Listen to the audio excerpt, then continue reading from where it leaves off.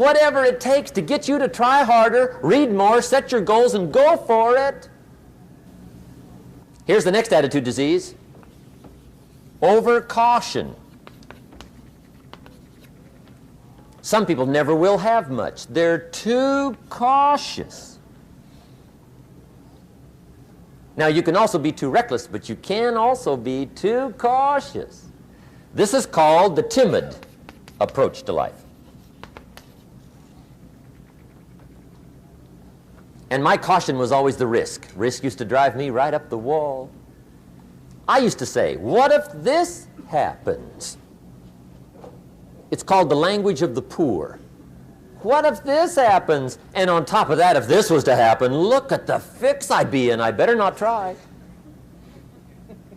I could always ace myself out. Then I'll tell you what changed my whole life when I finally discovered it's all risky. The minute you were born, it got risky. If you think trying is risky, wait till they hand you the bill for not trying. If you think investing is risky, wait till you get the tab for not investing. See, it's all risky. Getting married is risky. Having children is risky. Going into business is risky. Investing your money is risky. It's all risky.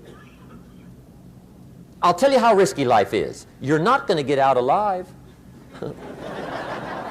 That's risky. The Englishman says, well, if that's the way it's going to work out, let's give it a go. Right, that's what it's for. Give it a go. Somebody says, yeah, but I'm looking for safety and security. Fine, then huddle in a corner. We'll cover you with a sheet, bring you 3 meals a day. And we'll protect you, feed you, look after you, care for you. We won't let anything happen to you, and you'll probably live to be 100. The guy said, well, yeah, I'd live to be 100. But what a way to live. Right. What a way to live, safe and secure. Don't ask for security. Ask for adventure. Better to live 30 years full of adventure than 100 years safe in the corner. And see, it's not important how long you live. What's important is how you live. Here's the next attitude disease. We're almost through with this motley list. In fact, we're almost through. Hang on. The next one is pessimism. Pessimism, the deadly disease of always looking on the bad side, the problem side, the difficult side, checking all the reasons why it can't be done. The poor pessimist leads an ugly life. He doesn't try to figure out what's right. He tries to figure out what's wrong. He doesn't look for virtue. He looks for faults. And when he finds them, he's delighted. How ugly. This is the poor guy who looks through the window, doesn't see the sunset. He sees the specks on the window.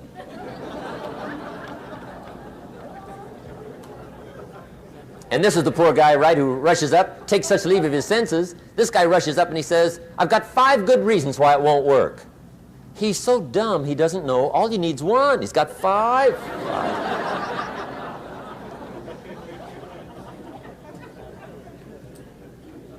To the pessimist, the glass is always half empty. To the optimist, the glass is half full.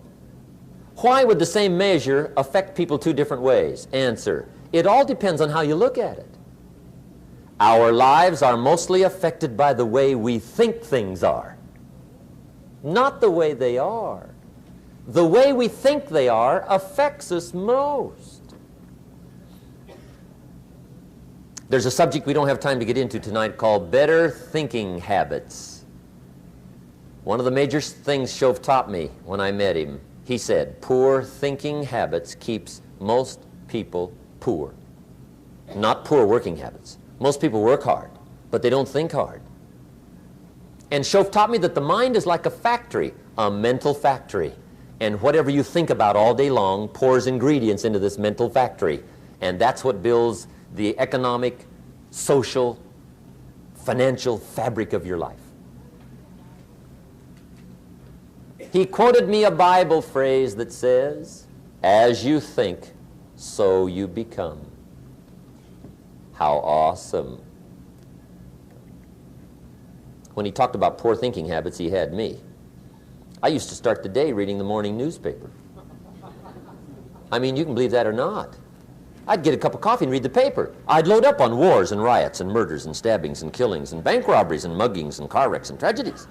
I'd even read the back pages. I seem to like that stuff for some weird reason. I'd load up on all that, and then I'd start the day. You can imagine the kind of days I used to have. You walk around on your financial knees. They call you economic peewee.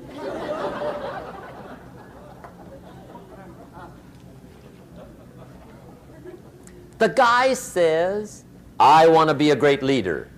Wonderful. The first thing we do is follow him to his house. When we get there, we walk in and check his library, number one. Somebody says, well, why check his library? The reason is because what a man reads pours massive ingredients into his mental factory, and the fabric of his life is built from those ingredients. You would not believe what some people have got in their house to read. You would not believe. One of the best dressed up words I know for a lot of it is trash.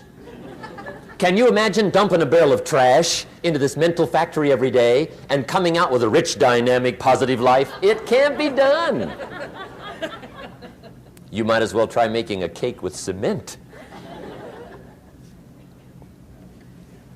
The kids back in Danbury, Connecticut, high school, they're asking me questions one day. I'm talking to the kids. Kids got good questions these days. One of them said to me, Mr. Rohn, how do you build the good life? I said, it's simple. It's not easy, but it's simple. Here's how you build anything. Select the right ingredients, keep out the wrong ingredients, and it starts with thought.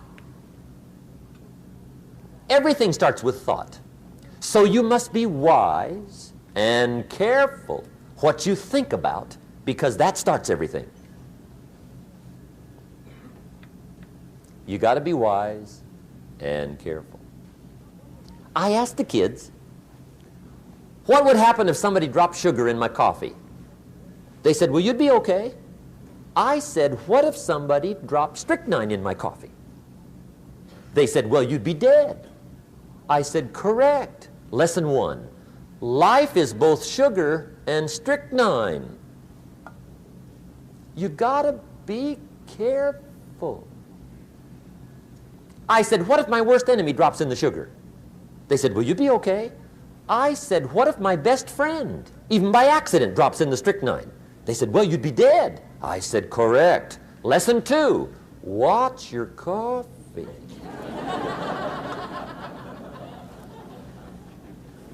You got to be careful. See, it doesn't matter who hands you the bad stuff. It doesn't matter where you get the bad stuff. It'll still do its damage on your bank account, wherever you get it.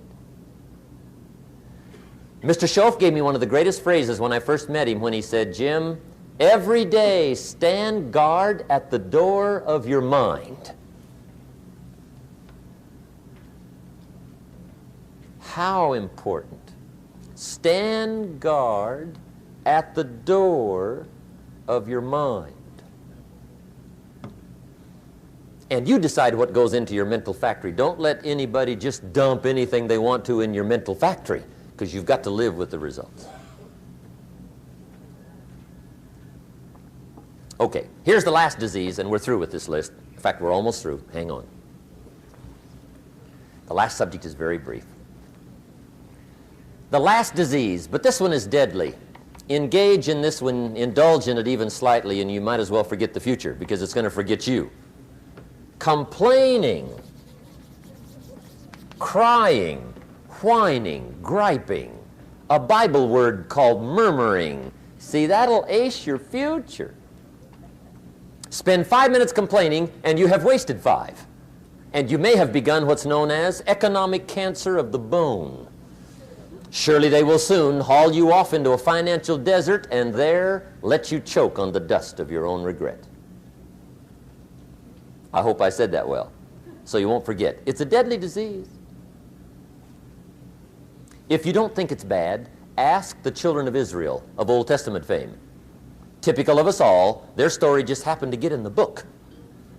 Story says, children of Israel were slaves. God performed a series of dazzling miracles and got them out. And now they're heading for the promised land. Remember the story? Heading for the promised land. Tragedy of the story, they never got there. Reason. From day one, they started to complain. They griped about the water. They griped about the weather. They whined and cried and griped about the food. They griped about the leadership.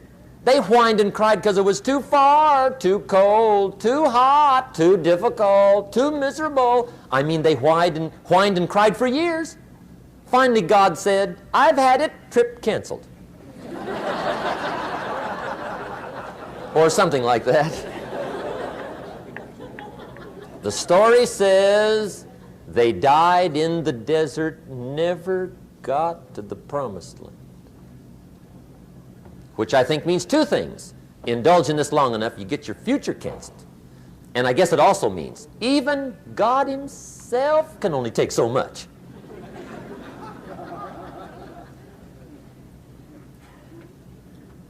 Okay.